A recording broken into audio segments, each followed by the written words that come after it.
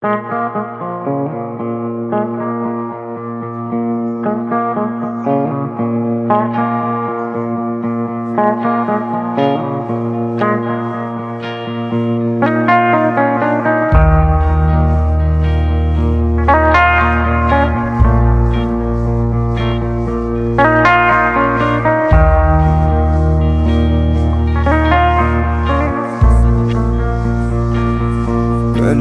اللي غدان النوبلي المدس الدنيا هركوك تموتي مدس الدنيا هركوك تموتي قلت اللي غدان النوبلي المدس الدنيا هركوك تموتي مدس الدنيا هركوك تموتي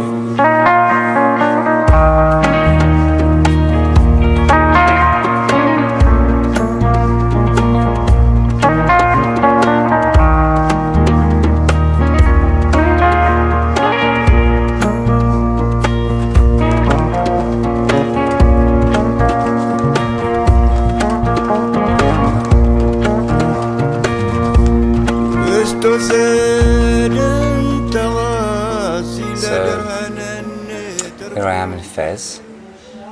Finally Fez. I've waited a long time. Long time to come to Fez. Finally. And it's bloody hot. It's really, really hot. And, you know, we had quite a few crazy days in Chefchaouen. Chefchaouen was very interesting. And perhaps one day I will experience Chefchaouen again, but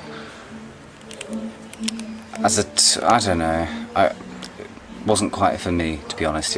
The energy wasn't quite right in Chefchaouen. I'm not sure if it's just the wrong time of year, and my coming to Chefchaouen just wasn't serendipitous, which is interesting for me because I've had a lot of serendipity throughout my travels. Always, that's been a real theme. You know, and I was thinking just a minute ago about what makes my travelling different from a lot of people's, and I realise it's because it is to do with this kind of pursuit of serendipity. In a way, I like to feel when life is taking over. You know, there are those moments when you realise you'll just be talking to somebody and they'll say, hey, you know, I'm going to this place, you know, and the way there's something in the way they say it, or something in that moment that they say it, makes you kind of go like, that's what I should be doing, I meant to go with you, or that's meant to spur me on to another idea. Do you know what I mean? There's something serendipitous, and I kind of wait for those moments in travelling. And you know, I was thinking about this because I guess I'm a little bit disappointed that on this trip I didn't get to see the Sahara again. You know, like, the Sahara for me was a place that just, it was kind of like an out-of-body experience, and the idea of being quite close is quite difficult for me, and I was very close, really. I would have travelled for another sort of 6-7 hours and I would have been there, but it just wasn't right. The feelings weren't right, and so I'm glad that I didn't do that, you know. And then when I was in Chefchaouen, there was a nomad, a Berber chap selling sort of Berber wares, and I was talking to him a bit. And then the next day I went back and I saw him again. I was chatting to him some more, and he was from the town that I'd been to actually last year, and we chatted for a bit. Then I eventually bought something off him, mostly because he hadn't really sold much, you know, and whatever.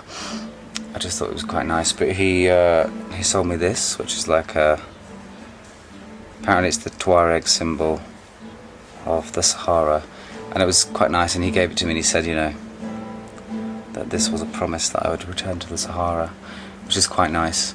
And then, yeah, I gave him one of my business cards, which was really funny. A really funny kind of cross of culture there. And on my business card I've got a picture of me in the sand dunes, the place he was from, the exact sand dunes that he goes to all the time, you know, that he sort of grew up in and takes people on tours to all the time, you know. So that was quite a nice thing. And then here now I am in Fez at this, I've chosen to come to, or to bring us, me and my brother, to the hostel that had the best reviews on TripAdvisor and all the hostel world sort of sites. I went for something that I knew was guaranteed to be safe and nice, and just for our last 4 days, 3 days, to just have a kind of bit of rest, so we don't arrive in the UK like destroyed and sort of frantic. And it's been a really good decision. This is a really lovely hostel. It's called Funky Fez, which is a kind of funny name, but actually when you get here it's really nicely done. A lot of sort of authentic furnishings and things, and it's just nice. I'm meeting lots of nice people and chatting to them about their experiences in Morocco and their travels and blah blah blah. And I was talking to one girl who was in my dorm, and she just come back from the Sahara, and she said, "Do you want some sand from the Sahara?"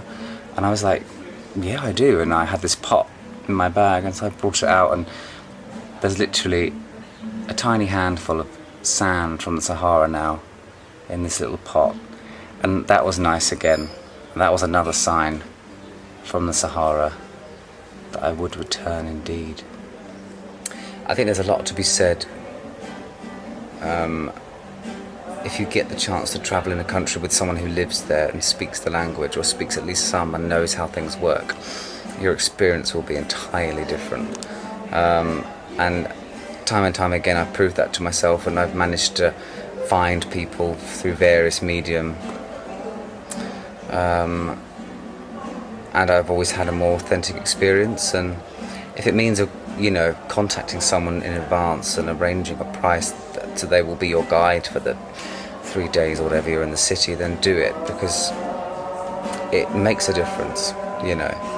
And if you're a bit tired of just being a strong traveller all the time, it can be quite nice, and it can be worth it. And really, in the West our money goes a long way here, so it's something to consider, as opposed to just going on like package tours.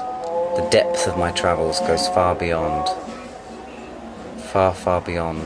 what I imagine people experience in those other ways. But this is the life that I choose, and I don't expect anybody else to choose the same life, and vice versa. I don't expect people to sort of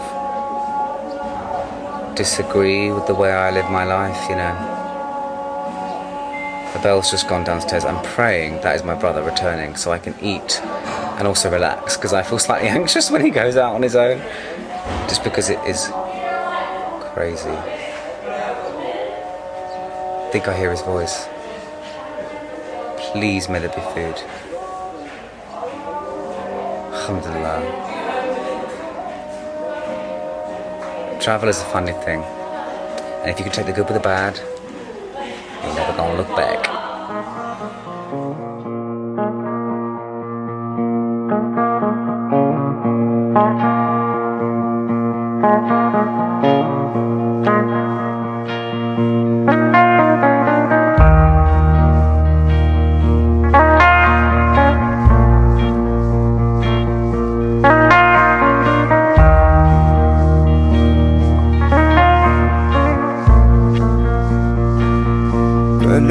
قلت اللي غدان النوبلي لنمدس الدنيا هركوك تموتي، مدس الدنيا هركوك تموتي.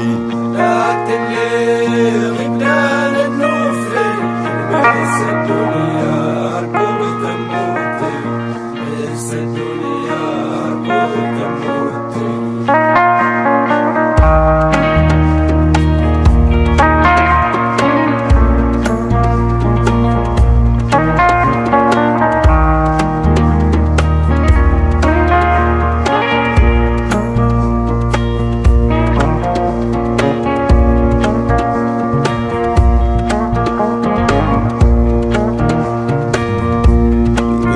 زين تواسي لا درهنن تركوك وساس، لا درهنن تركوك وساس.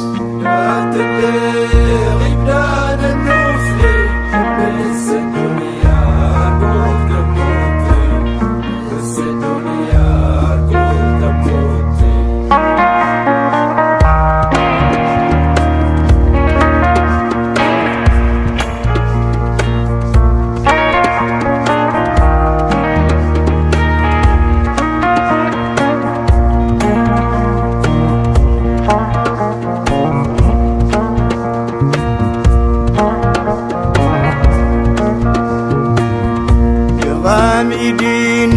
سنتان فلاس ساسوينو لينا الوقت انتاز ساسوينو لينا الوقت انتاز اللي غبنا